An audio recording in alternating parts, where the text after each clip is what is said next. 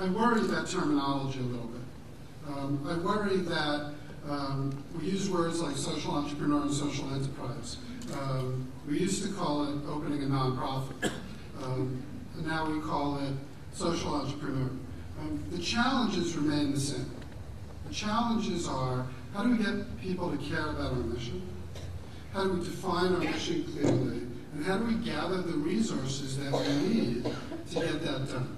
As much as Jonathan spent years running around begging people like Tech Coast Angels and me for investment, people are running around still begging for money for their nonprofits.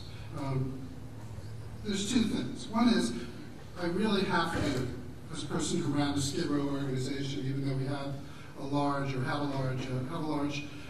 social enterprise, that we don't forget that the soup kitchen is remarkably critical to fund.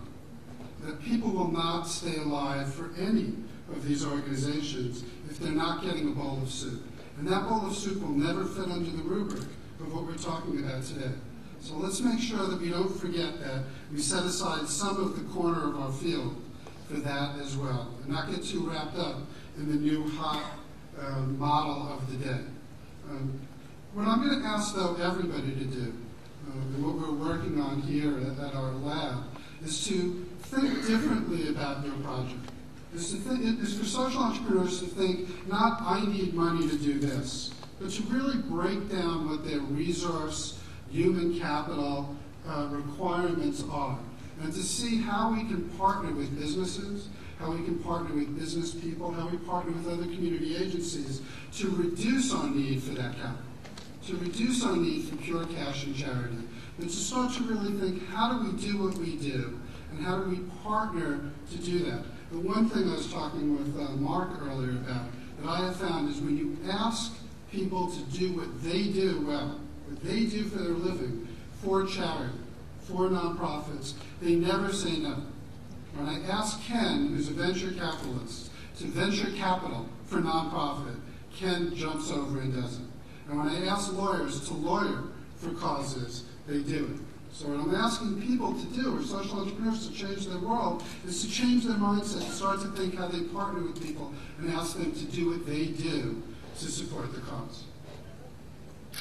Yeah, I would say that, Adelaide's a real pathbreaker, and the work that Chrysalis has done is pretty remarkable, and I guess we'll hear from you later. But I think that the capital markets around social change are still very nascent. And so if you have a high-tech startup, it's easy. I shouldn't overstate the case, but there are lots of models for you to follow. There are lots of books for you to read. There are lots of classes for you to take. There are lots of investors for you to meet. There are lots of lawyers who understand the field. There are lots of practitioners who can help you. There's simply a fairly well-developed set of structures in which you can fit and you can grow and you can learn. I think in the world of, if we'll call it social enterprise, it's much less well-developed. And so what are the metrics that we use to evaluate the efficacy of an organization in this realm? Like the community can't even agree on a standardized notion of SROI, the term I mentioned earlier. So that's a good example of, until we have the right metrics in place, we're not all really speaking the same language. Now what Adelaide's doing here, I think I'm not that familiar with the program, but classes in business schools and in institutions of higher learning, these things are just coming on. The last 2 years, they didn't exist before. And the way that you standardize these companies, the kind of work that deep corporations do. These are all exemplary of effective functioning capital markets, and as those come into play, I think it makes the opportunities for entrepreneurs and innovators much easier. So that was a setup for me to give one shout out, which is the first course on social entrepreneurship and social enterprise I get to teach this year. I'm teaching at Marshall to second-year MBAs. And my class is in the audience here. So for those people sticking their necks out, not taking another finance class, I want to thank you for being here too. But actually, here's a question. So is it an elective? Yes, absolutely. So that's the question, is when does social enterprise become part of the core? When does social responsibility become part of the core? And we're all, you at UCLA and USC, we're fighting that fight. It's a hard fight. And it actually is in some places. I just came back from the conference at Oxford, and actually 3 courses are required from Oxford in social enterprise and social entrepreneurship. So it's yeah, whereas 5 years ago. Very exciting.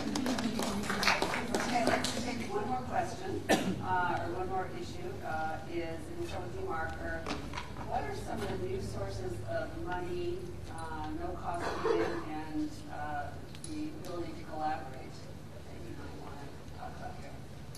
Oh, that's a big one. Okay. Well, let's start with the money. How many of you find that it's really easy to get money out there today? Show of hands. Okay. So what I would like to share with you is the concept of making a different kind of ask, and that is rather than ask people for money, simply ask for their signature. And some of you have probably done this, but what I've found is if you ask somebody for a guarantee, it's a completely different kind of decision.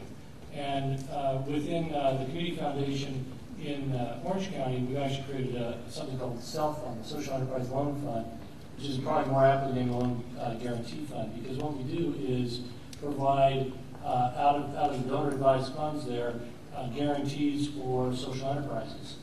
So, For-profit or non-profit? they have been nonprofits. Could be for-profits, but that's more of a philanthropic-oriented group, and so they have been for nonprofits. And in some cases, for-profits owned by nonprofits. But what I found is people that maybe are focused on education with their giving, we were able to convert to senior care. So they were, where their money was going was not as big an issue if they knew it was coming back to their foundation.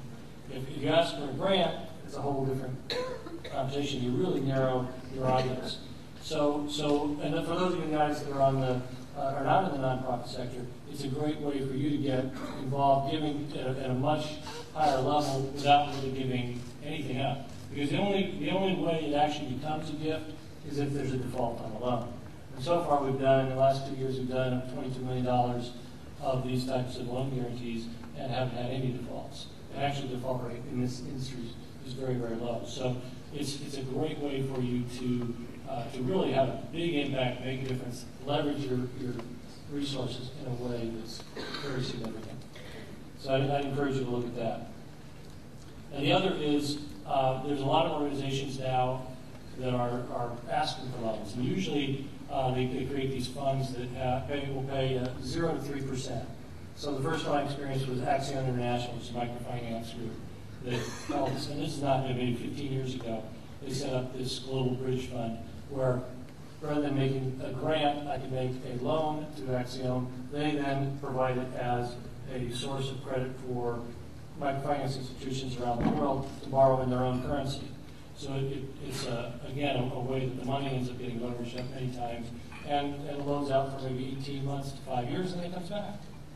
So, and then I can give it again and give it again. So it's the gift that keeps on giving, and it's just a great way to find a lot more money, a lot more ways you can do things out there, I think.